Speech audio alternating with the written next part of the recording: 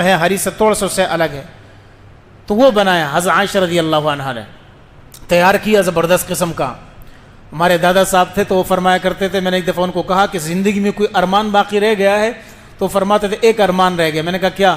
کہتے ایک دفعہ ایک گاؤں میں گئے تو انہوں نے مکئی کی روٹی وہ دودھ میں ڈالی تھی، اور یہ بہت زبردست کھانا ہوتا ہے، مکئی کی روٹی دودھ میں ڈالیں اور اس کے اوپر دیسی گھی ڈالیں، اصلی دیسی گھی، صرف دیسی گھی نہیں، اصلی دیسی گھی۔ یہ مسلمانوں کی وجہ سے یہ 3 نام پڑ گئے، ورنہ پہلے گھی اصلی دیسی گھی ہوتا تھا، لیکن ہماری 2 نمبر یا 3 نمبریوں کی وجہ سے اب اصلی دیسی گھی، ٹھیک ہے نا، اصلی دیسی انڈا، اصلی دیسی مرغی، یہ سب ہماری 2 نمبریوں کی وجہ سے ہو رہا ہے۔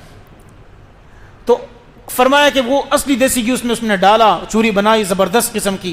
اب میں نے وہ مکس کی، انگلیاں چاٹ رہا تھا، مکس کرنے کے بعد جب انگلیاں چاٹتے پھر شروع کر دے انگلیاں چاٹتے، اتنے میں وہ خاتون آ گئی، کہتے بابا جی خورک نا کھاؤ نا، آپ نے بس کیوں کر دیا؟ کہتے میں نے بس کرنا چاہا، شرم کے مارے مجھے بس کرنا پڑا، وہ سارا رہ گیا۔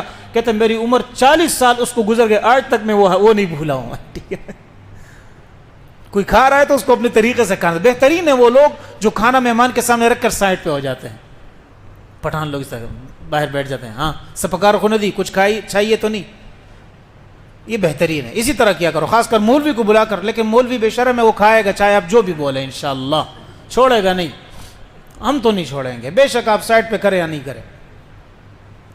تو جب انہیں تیار کیا، اب رکھا ہوا تھا کہ کھا لوں گی، اتنے میں بلی آ گئی اور بلی نے اس میں سے کھا لیا۔ اب آپ مجھے یہ بتائیں، بلی درندہ ہے یا نہیں ہے؟ اور درندہ اگر کس چیز کو منہ لگائے ناپاک ہو جاتا ہے نہیں؟ تو بلی کے منہ لگانے سے ناپاک ہو گیا نہیں؟ تو حضرت عائشہ رضی اللہ عنہا نے کیا کیا؟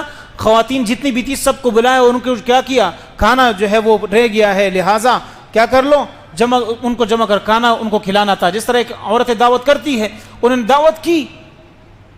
تو فرماتی ہے کہ ایک خاتون کو جب یہ پتہ چلا کہ بلی نے یہاں سے کہا تو انہوں نے کہا نہیں میں نہیں کھاتی۔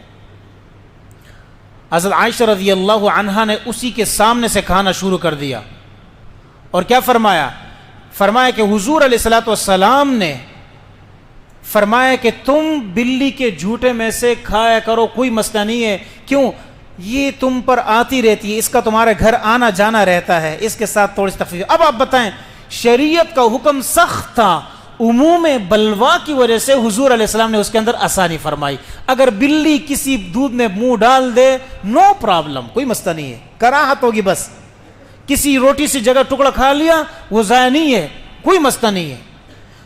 مکھی جیسی گندی نجس چیز اگر وہ چائے میں پڑ جائے، دودھ میں پڑ جائے، حضور علیہ الصلوۃ والسلام نے فرمایا کہ پہلے اس کو ایک ڈبکی دے دو، اس کے بعد اس کو اٹھا کر باہر پھینک دو، کیونکہ اللہ نے اس کے ایک پر میں شفا رکھے ہے، دوسرے پر میں کیا رکھی ہے؟ بیماری رکھی ہے۔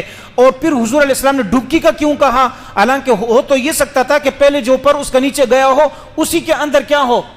شفا ہو، لیکن نہیں، حضور نے فرمایا ڈبکی ضرور دو پھر باہر پھینکو۔ آج سائنس حضور کی اس بات پر تحقیق کر رہی ہے، پتہ یہ چلا کہ مکھی جب گرتی ہے تو وہی پر اندر گراتی ہے جس کے اندر بیماری ہوتی ہے۔